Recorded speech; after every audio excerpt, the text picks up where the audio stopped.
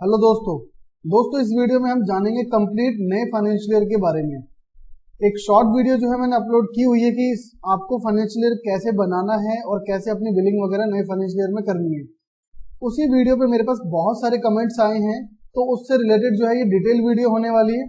ये वीडियो जो है उस वीडियो से काफी लंबी होने वाली है। वो वीडियो 6 मिनट की थी, ये वीडियो जो है 12 मिनट की भी हो सकती है। लेकिन जो आपको डिटेल चाहिए इस वीडियो के अंदर कि जो हम नया फाइनेंशियल ईयर बनाते हैं और कभी हम प्रीवियस फाइनेंशियल में हम जो कुछ काम कर दें तो वो हम दोबारा से नए फाइनेंशियल में कैसे शिफ्ट करें, जो हमारे चालान बने हुए हैं हम कैसे उसको नए फाइनेंशियल में शिफ्ट करें, जो हमारे स्टॉक हैं या हम जो सेल ऑर्डर लेते हैं वो कैसे शिफ्ट करें, हम अपनी बिल सीरीज को कैसे चेंज करें। हम चाहते हैं कि हमारी बिल सीरीज इस बार नई जो है चालू हो, या फिर हमने जो उसमें बिल काटे हैं 600 और हम चाहते हैं यहाँ पे 601 से हमारी बिलिंग स्टार्ट हो। तो ये सारे क्वेश्चन जो है हम इसमें कवर करने वाले हैं। तो सबसे पहले हम इसमें वही चीज सीखेंगे कि हमें नया फाइनेंशियल ईयर कैसे क्रिएट करना है। तो इसके लिए आपके पास सिल्वर एडिशन है या गोल्ड एडिशन है तो आपको यहीं पे एग्जिट का बटन दिख जाएगा, और अगर आपके पास बेसिक एडिशन है तो आपको मेनू में आना है, सबसे लास्ट वाले मेनू में। मेरा माउस पॉइंटर देखिए, सबसे लास्ट मेनू में आके आप एग्जिट पे क्लिक करेंगे। अब जैसे ही आप एग्जिट पे क्लिक करेंगे जितनी भी आपकी कंपनी है वो यहाँ पे शो हो जाएगी, और जिसका भी आप फाइनेंशियल ईयर क्रिएट करना चाहते हैं उस कंपनी पे आप एंटर करेंगे और यहाँ पे आपको 5th ऑप्शन मिलेगा न्यू फाइनेंशियल ईयर। एंटर करेंगे आप, और ये सॉफ्टवेयर आपको बता रहा है कि प्रीवियस फाइनेंशियल ईयर जो है आपका 21 और 22 का है, और जो आपका नया फाइनेंशियल ईयर जो बनने जा रहा है वो 22 और 23 का बनने जा रहा है। आप इसको एक्सेप्ट करेंगे, और एक्सेप्ट करने के बाद अब जितनी भी आपकी जो बुक्स है, आपके जितने भी अकाउंट्स हैं, बैलेंसेस हैं, वो सारे अब आपके नए जो है इसमें ट्रांसफर होने जा रहे हैं। आप इसे यस करेंगे, और उसके बाद ये एक इंपॉर्टेंट है जिसको आपको अच्छे से समझना है।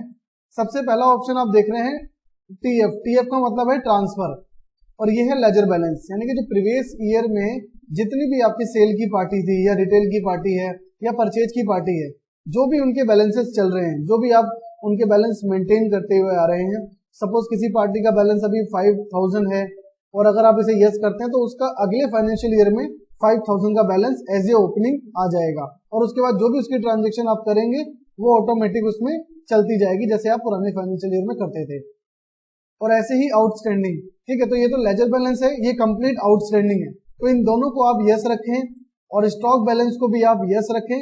जो भी अभी आपका स्टॉक है, सपोज एबीसी आपका स्टॉक है, वो अभी आपके पास 50 पीस अवेलेबल है, तो जैसे ही आप फाइनेंशियल ईयर बनाएंगे तो नए फाइनेंशियल ईयर में आपका वही एबीसी स्टॉक 50 पीस अवेलेबल रहेंगे आपके सेल आउट करने के लिए।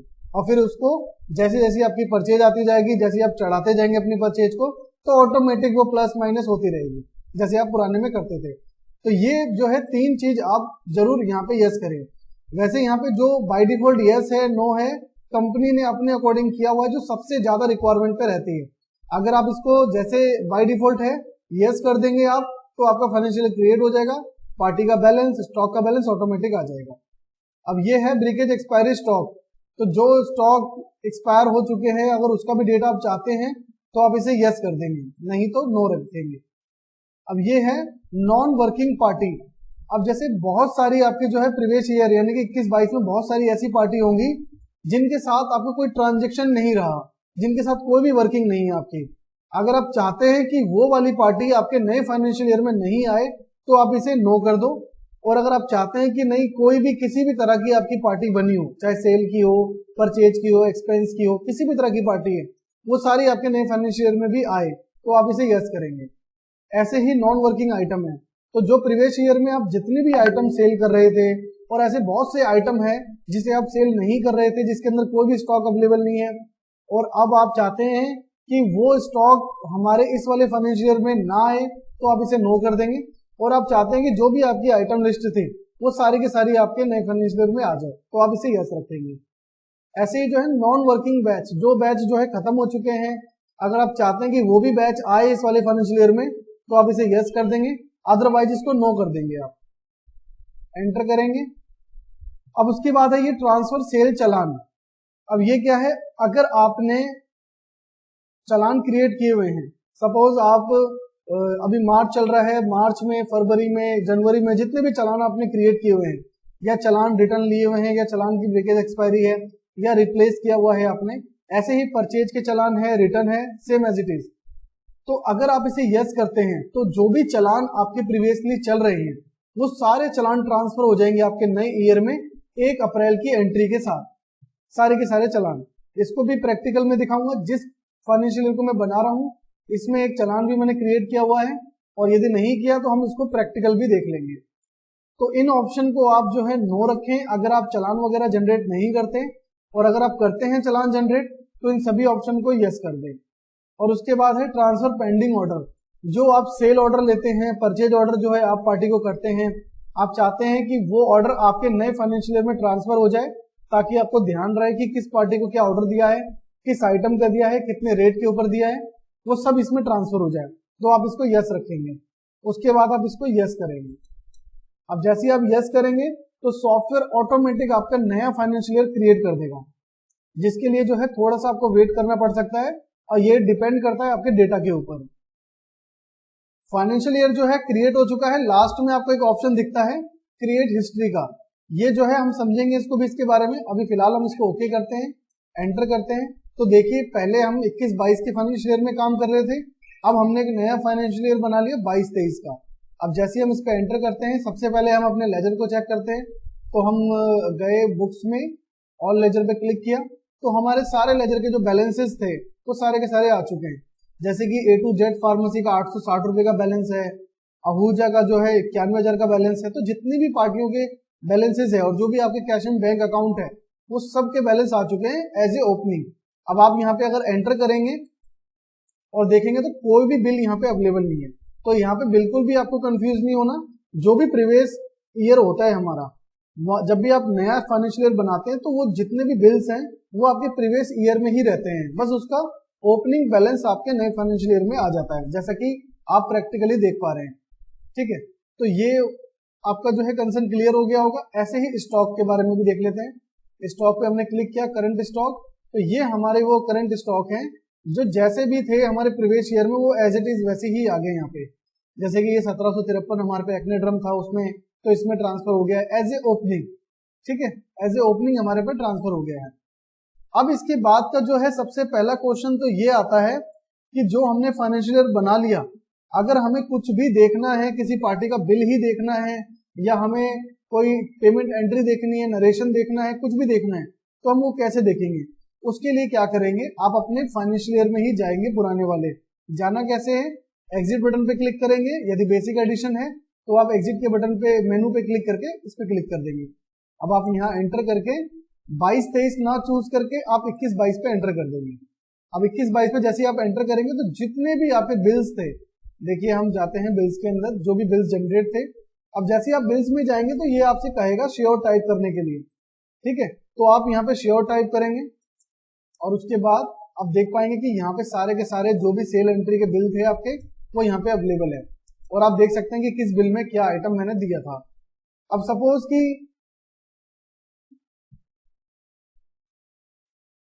कि कुछ बिल ऐसे रह गए जिसकी परचेज चढ़ाना आप भूल गए, या फिर आपकी जो वो परचेज है वो मार्च महीने में आई थी, या कुछ ऐसी पेमेंट एंट्री या रिसिप्ट एंट्री रह गई जो मार्च एंट्री में थी, मार्च के महीने में थी। बट आप नया फाइनेंशियल ईयर बना चुके हैं और कुछ एंट्री कर भी चुके हैं नए फाइनेंशियल ईयर में। मैं आपको प्रैक्टिकली दिखाता हूं। अब हम जाते हैं अपने नए फाइनेंशियल ईयर में और हम यहाँ पे सपोज परचेज बिल एक सेल बिल चढ़ा लेते हैं।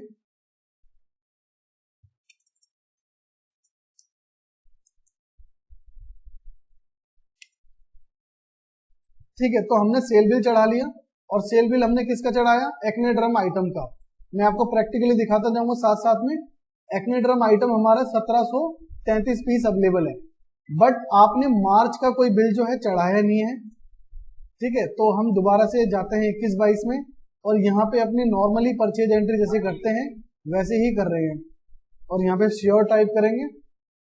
उसके बाद आप एंटर करेंगे जिस डेट में भी आपने जो है वो परचेज किया है, परचेज बिल, जैसे कि मैंने यहाँ पे 28/3 मेंशन कर दिया। उसके बाद किस पार्टी से आपने लिया, सपोज रेनवेक्सी पार्टी से हमने लिया, और बिल नंबर आपने यहाँ पे मेंशन कर दिया जो भी उनका बिल नंबर था।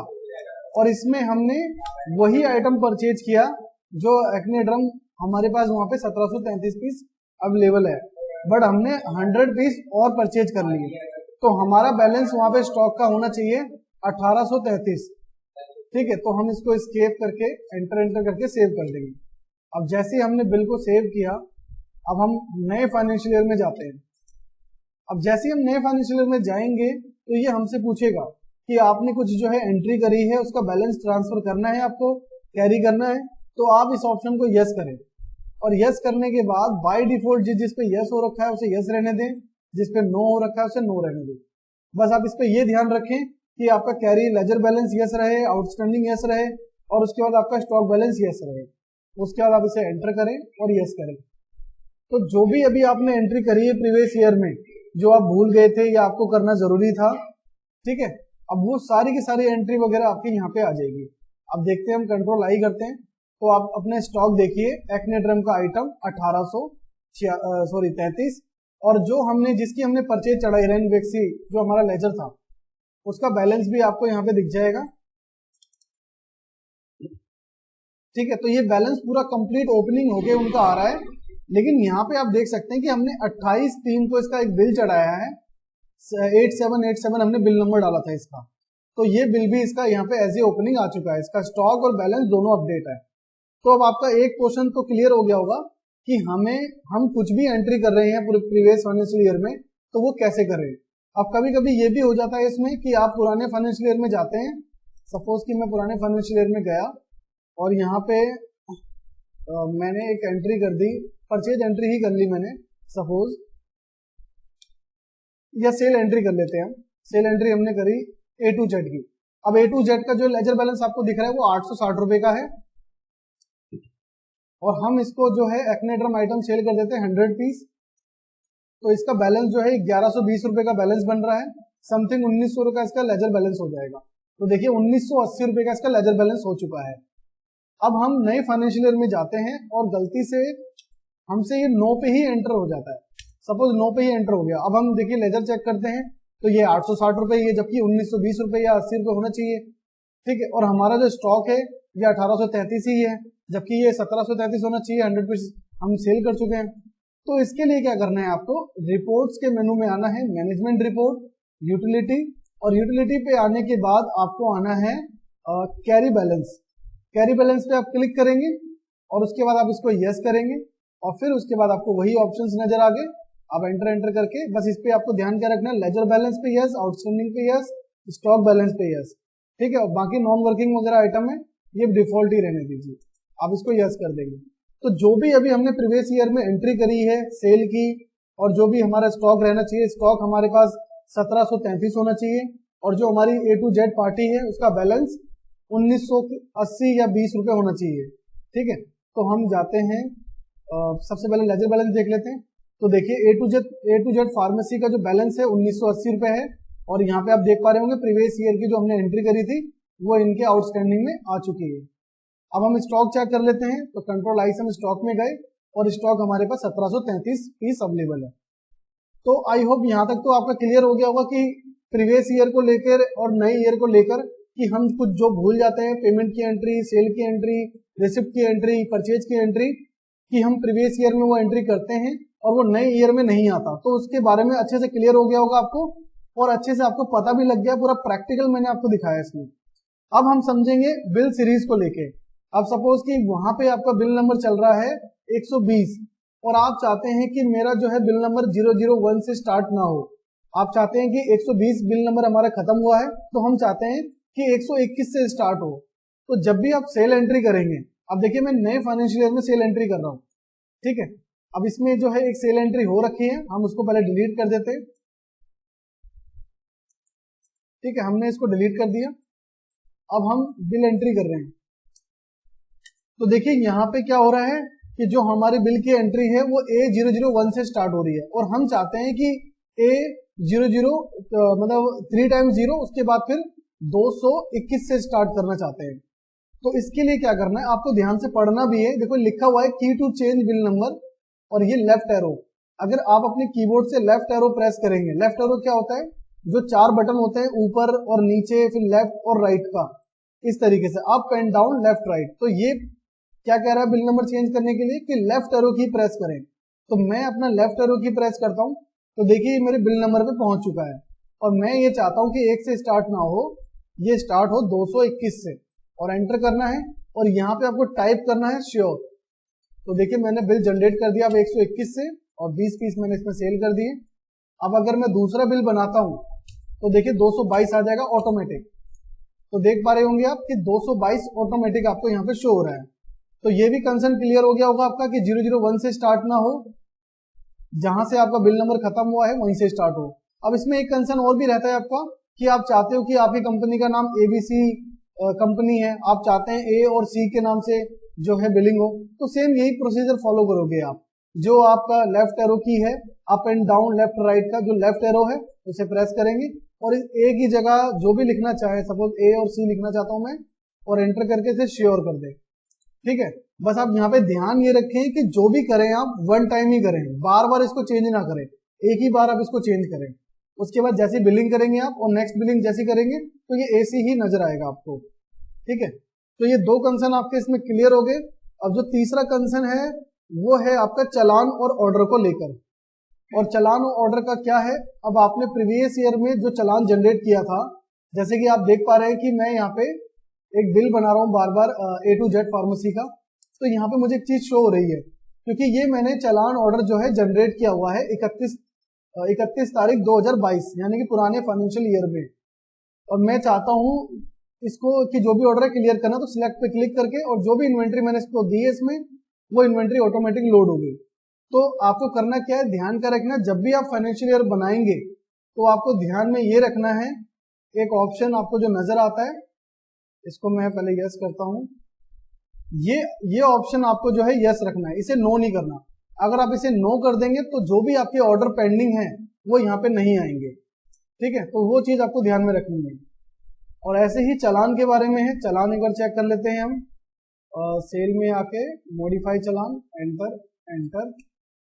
अभी यहाँ पे कोई चालान नहीं है। अब हम प्रैक्टिकली देख लेते हैं इसको। अब हम पुराने फाइनेंशियल ईयर में जाते हैं और यहाँ पे हम एक सेल चालान जनरेट कर लेते हैं।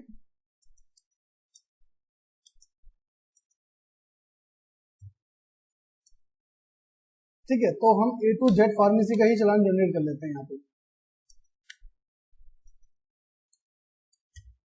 तो हमने 600 रुपए का एक चालान बनाया हुआ है, ये चालान जनरेट हो गया।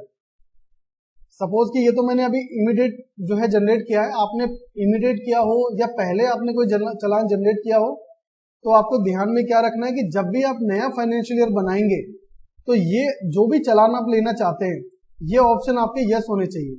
जैसे मैं चाहता हूं मेरा सेल चालान आ जाए नए फाइनेंशियल ईयर में, रिटर्न आ जाए, ब्रेकेज एक्सपायरी आ जाए, रिप्लेस आ जाए, तो जो भी आप चाहते हैं, परचेज चाहते हैं तो परचेज को यस करेंगे। अब मैंने इसको यस कर दिया, तो अब होगा क्या कि जो भी मेरा चालान जनरेट है, चाहे वो मैंने फरवरी में किया हो, जनवरी में किया हो, दिसंबर में किया हो या मार्च में ही किया हो, वो सारे चालान मेरे नए फाइनेंशियल ईयर में आ जाएंगे। 1 अप्रैल के अंदर ऑटोमेटिक उसकी एंट्री हो जाएगी ताकि मैं उसको बिल कर सकूं आगे सामने वाली पार्टी को। तो देखिए मेरा चालान जो है यहाँ पे ट्रांसफर हो चुका है 1 अप्रैल की एंट्री के ऊपर। तो ये 1 अप्रैल की एंट्री के ऊपर जो है चालान जनरेट हो चुका है। अगर आप चाहते हैं कि मेरा चालान वैसे का वैसे ही रहे पुराने फाइनेंशियल ईयर में, मैं मैनुअली जाके उसको देख लूंगा, तो जब आप फाइनेंशियल ईयर बनाएंगे तो चालान के ऑप्शन को आप नो रखेंगे, तो आप मैनुअली उसको देख सकते हैं। ये जितनी भी चीजें मैंने आपको बताई है, ये सभी चीजों को करने से पहले बैकअप जरूर ले लेना, जिससे क्या है कि डेटा आपका सेव रहे। आपका जो है इसमें प्रीवियस फाइनेंशियल ईयर में कैसे काम करते हैं ये क्लियर हो गया होगा आपको, और कैसे हम बिल सीरीज को मेंटेन करते हैं ये भी क्लियर हो गया होगा आपको। ओल्ड बिल के अंदर हम बिल सीरीज कैसे चेंज करें, पार्टी बैलेंस, स्टॉक बैलेंस, चालान, ये मोस्टली चीजें आपको क्लियर हो गई है। फिर भी कोई क्वेश्चन रह गया हो इस फाइनेंशियल ईयर से रिलेटेड तो आप मुझे कमेंट कर सकते हैं ताकि मैं उसके ऊपर भी आपको वीडियो दे सकूं। Thanks for watching.